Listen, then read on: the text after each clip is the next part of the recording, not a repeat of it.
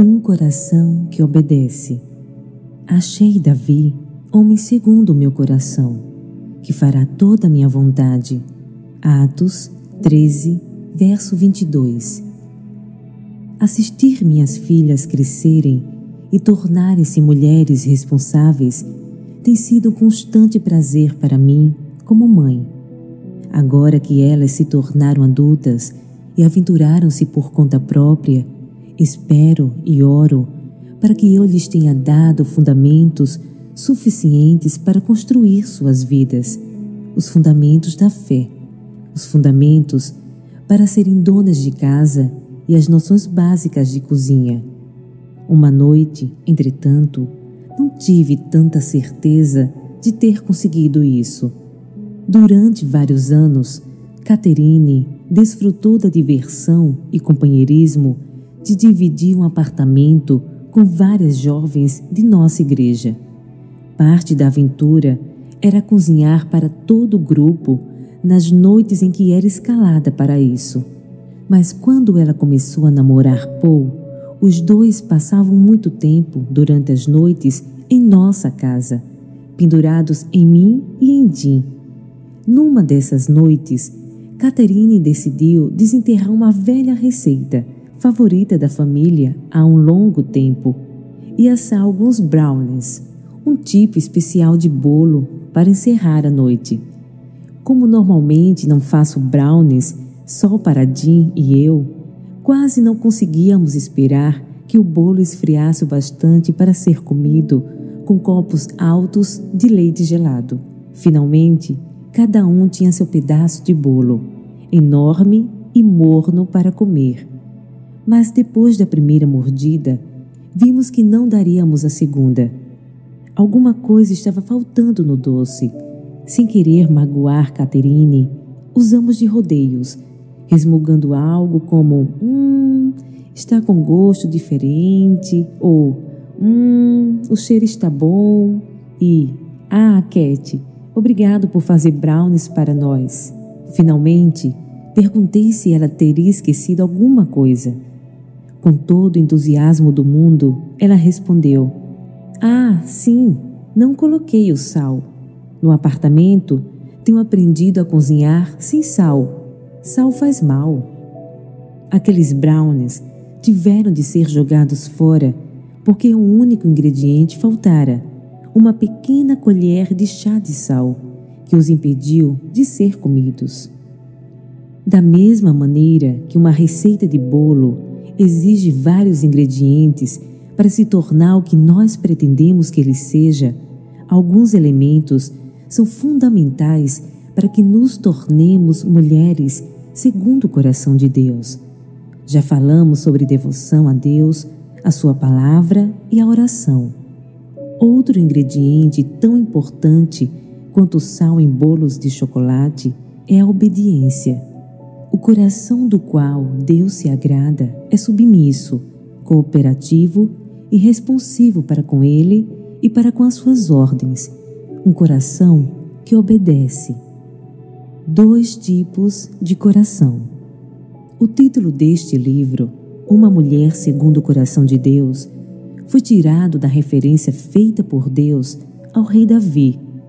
Achei Davi, homem segundo o meu coração, que fará toda a minha vontade. Atos 13, verso 22. Falando em nome de Deus, o profeta Samuel reprovou Saul, o rei de Israel, por não obedecer às instruções diretas de Deus. 1 Samuel 13. Repetidamente, em 1 Samuel, Saul é citado como tendo ultrapassado os limites que Deus fixara para ele. Em várias ocasiões, ele lhe desobedeceu, embora tivesse muito cuidado em oferecer a Deus os sacrifícios por ele ordenados. Saul fracassou por não oferecer ao Senhor o seu principal sacrifício, a obediência de um coração completamente dedicado a Deus. 1 Samuel 15, verso 22. Evidentemente, Saul não foi submisso a Deus e às suas leis. Finalmente, depois de um ato extremamente sério de desobediência, Deus enviou Samuel a Saul com 2 mensagens: seu reino não subsistirá, e o Senhor tem buscado para si mesmo um homem segundo o seu coração. 1 Samuel 13, verso 14. Deus estava dizendo: Saul, você está acabado como rei. Já aguentei bastante seu coração rebelde e indiferente. Agora achei o homem certo para me servir. Esse homem que vai tomar o seu lugar tem um coração submisso, obediente. É um homem que seguirá todos os meus mandamentos e cumprirá toda a minha vontade. Aqui nós evidenciamos 2 tipos muito diferentes de coração: o coração de Davi e o coração de Saul. Em seu coração, Davi estava disposto a obedecer. Saul estava satisfeito com meros atos exteriores de sacrifício. Davi serviu a Deus. Saul serviu a si mesmo e fez as coisas ao seu modo. Davi estava preocupado em cumprir a vontade de Deus. Saul se importava apenas com a sua própria vontade. O coração de Davi estava centrado em Deus. O de Saul estava centrado nele mesmo. Embora Davi não tivesse obedecido a Deus sempre, ele tinha o que era importante: um coração segundo Deus. Em marcante contraste, a devoção de Saul era impulsiva e esporádica. Embora Davi fosse famoso por sua coragem física e por ser um guerreiro, ele era totalmente dependente de Deus, confiando nele e declarando repetidamente reconhecê-lo. O Senhor é a fortaleza da minha vida. Salmos 27, verso 1. Saul, por outro lado, era orgulhoso, confiava em suas próprias habilidades, em sua própria sabedoria e julgamento, e em seu braço de carne e osso. Deus deu a ambos os reis a oportunidade de conduzir Israel, mas no fim eles tomaram caminhos muito diferentes. Saul longe de Deus e Davi perto dele. O coração de Saul era indiferente à vontade de Deus. Davi, porém, foi obediente. Eles foram como 2 músicos diferentes, um que se senta ao piano e dá uma tocadinha, um pouquinho aqui, um pouquinho ali, todo mundo sabe tocar o bife, e o outro que se senta ao piano todas as vezes, por horas, um estudante disciplinado, fiel e dedicado. O primeiro emite sons irregulares, dissonantes, que somem, enquanto o outro aprende, cresce, supera-se e eleva corações e almas, enquanto entra em agradável sintonia com o Todo-Poderoso. A canção de Saul, seu andar com o Senhor, foi impulsiva, transitória e pouco desenvolvida, mas a canção de Davi, o doce salmista de Israel, oferecia ao Senhor a mais pura das melodias, de um devotado amor e de uma confiante obediência. Verdadeiramente, ele era um coração segundo Deus. Sim, mas como? Como podemos imitar Davi em nossa devoção a Deus?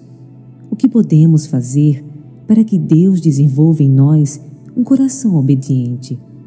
Um coração submisso à vontade de Deus é um ingrediente importante quando dedicamos nosso amor a Ele. Deus nos diz para cuidarmos do nosso coração. Como vimos anteriormente, Deus nos manda guardar o coração, porque dele procedem as fontes da vida. Provérbios 4, verso 23. Enquanto caminhamos nesta vida, diz Deus, devemos ponderar o caminho de nossos pés. Versículo 26. E olhar para a frente, não para os lados. Versículo 25. Em vez de nós voltarmos para a direita e para a esquerda, versículo 27, devemos seguir pelos caminhos que foram estabelecidos por Deus. versículo 26.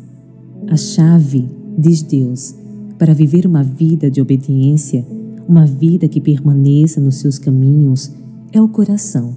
Se cuidarmos do nosso coração, se diligentemente cuidarmos dele e o guardarmos, então todos os assuntos, ações, entradas e saídas da vida serão tratados à maneira de Deus. Um coração responsivo para com Deus e seus caminhos conduz a uma vida de obediência, e estas diretrizes podem nos ajudar a permanecer no seu caminho. Preocupe-se em fazer o que é certo.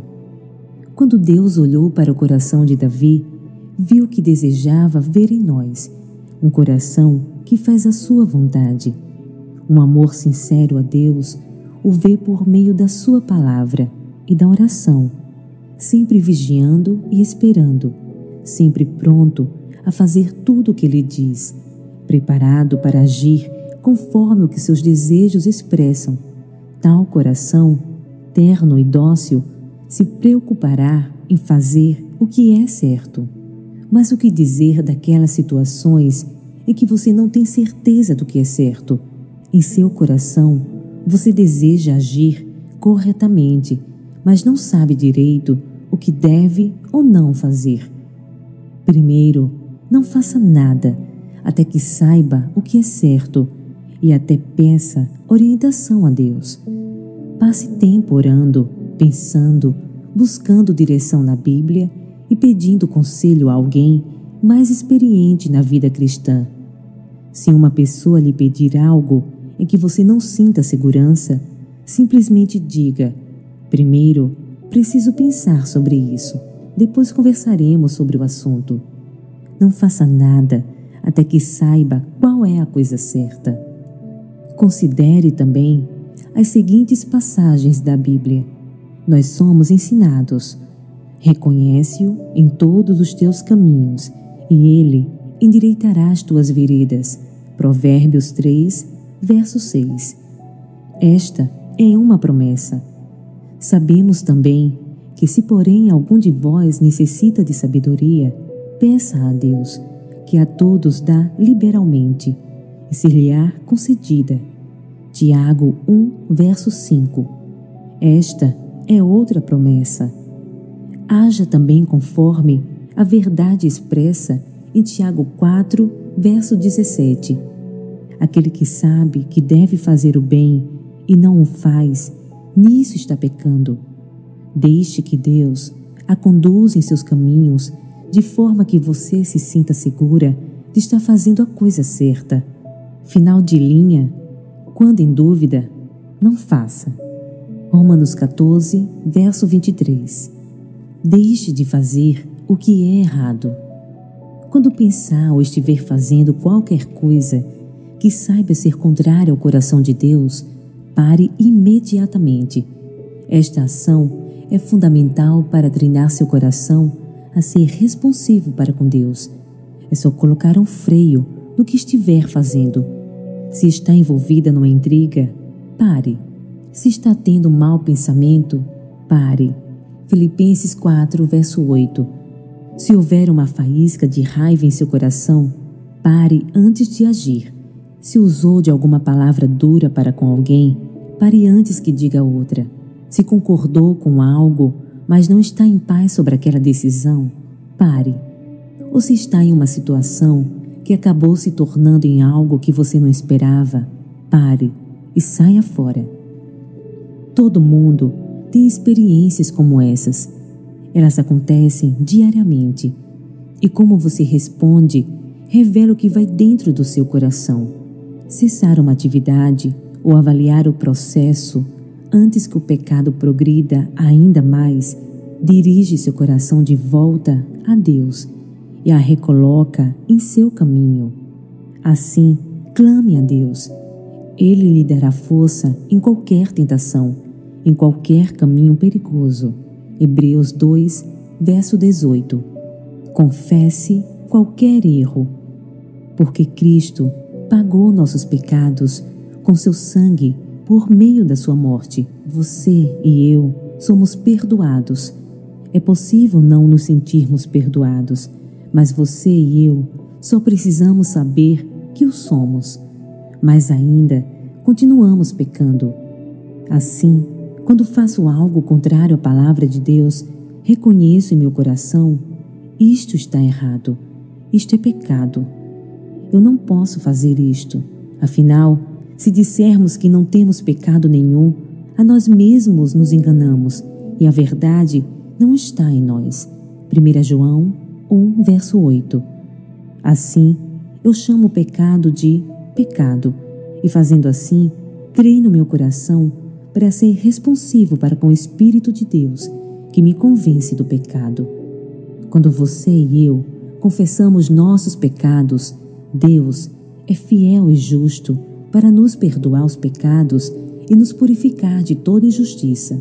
1 João 1, verso 9. E quanto antes confessarmos, melhor. E quando você confessar seu pecado, certifique-se de que o esteja também abandonando. Provérbios 28, verso 13, adverte: o que encobre as suas transgressões jamais prosperará, mas os que as confessa e deixa alcançará misericórdia. Não seja como aquele fazendeiro que disse: quero confessar que roubei um pouco de feno do meu vizinho. Quando o sacerdote perguntou: quanto você roubou? O fazendeiro declarou: eu roubei meia carga, mas pode considerar uma carga inteira. Esta noite eu volto lá para roubar a outra metade. Esclareça as coisas com os outros. A confissão corrige as coisas com Deus, mas, se ferimos outra pessoa, temos de corrigir as coisas com essa pessoa também. No tempo próprio, precisamos admitir nosso procedimento injusto diante da pessoa a quem ofendemos. E eu tive de fazer isto na primeira manhã em que cantei no coral da igreja. Uma doce mulher chegou perto de mim, sorriu e perguntou: você é um dos novos garotos? Por qualquer razão, respondi: não, sou uma das garotas novas. Quando acabei de dizer aquelas palavras, senti-me imediatamente culpada. Estávamos ali para cantar, adorar. Eu tinha tropeçado diante de todos aqueles comoventes e condenadores hinos sobre o nosso precioso Jesus. Finalmente, voltei à sala do coral e me desculpei. Esperei que a mulher a quem eu havia ofendido chegasse e lhe disse: eu realmente usei minha língua de maneira ferina, não é? Sinto muito por ter respondido à sua atenção com uma resposta tão rude. Por favor, perdoe-me. Prossiga tanto quanto possível. Nosso inimigo, Satanás, se alegra quando o nosso fracasso em obedecer a Deus nos afasta de servi-lo. Você e eu podemos nos entristecer grandemente pelo fato de termos falhado com Deus e então permitir que nossas emoções nos façam desistir de segui-lo. Sabemos que somos perdoadas. Deixamos determinado comportamento, reconhecemos e confessamos nosso pecado, abandonamos nossos pensamentos ou ações e consertamos a situação. Mas ainda dizemos a nós mesmas: não acredito que tenha feito aquilo, que tenha dito aquilo, que tenha pensado aquilo, que tenha agido daquela forma. Como eu pude fazer aquilo? Não sou digna. Estou totalmente fora do padrão para servir a Deus. Quando este é o caso, precisamos olhar para outra verdade da palavra de Deus e deixar que Ele nos eleve, nos limpe, nos refresque e nos traga de volta ao caminho do Senhor. Sussurrando sua divina direção em nosso ouvido, Deus nos encoraja, a quem confessou sua desobediência e foi perdoado, a proceder como o apóstolo Paulo, esquecendo-me das coisas que para trás ficam e avançando para as que estão diante de mim, prossigo para o alvo, para o prêmio da soberana vocação de Deus em Cristo Jesus. Filipenses 3, versos 13 e 14. Uma vez que tenhamos reconhecido e lidado com aquilo em que falhamos no nosso propósito de seguir a Deus de todo o coração, uma vez que tenhamos corrigido nossos atos de desobediência, você e eu devemos esquecer estas coisas do passado e seguir adiante. Devemos nos lembrar das lições aprendidas e buscar treinar nosso coração para obedecer, atendendo a esta ordem de Deus para seguirmos adiante. Resposta do coração. Agora, querida seguidora de Cristo, chegamos ao final da primeira parte do livro, e o que aprendemos sobre nosso coração ajudará a nos manter determinadas a seguir o caminho que Deus nos propõe, descrito nos capítulos seguintes. Nas próximas páginas, examinaremos outros aspectos de nossa agitada e complicada vida diária. Mas, antes de continuarmos nossa observação sobre nosso relacionamento com Deus, você e eu precisamos dar uma séria olhada em nosso próprio coração. A obediência é uma pedra fundamental no caminho da vontade de Deus. O caminho que você estará seguindo como uma mulher segundo o coração dele. Seguramente, estar bem fundamentada neste ponto a preparará para responder ao que Deus tem a lhe dizer depois. Assim, agora mesmo, avalie se o seu coração está totalmente nas mãos de Deus. Você se rendeu à sua vontade e colocou-se aos pés da cruz de seu Filho Jesus? Quando Deus olha para o seu coração, encontra ali claramente a vontade de lhe obedecer? Nos dias de Saul, Deus declarou que estava procurando um coração que lhe fosse obediente, que fizesse toda a sua vontade. Essas palavras descrevem o seu coração. O desejo de Deus é o seu desejo. O seu coração segue firmemente a Deus. Salmo 63, verso 8.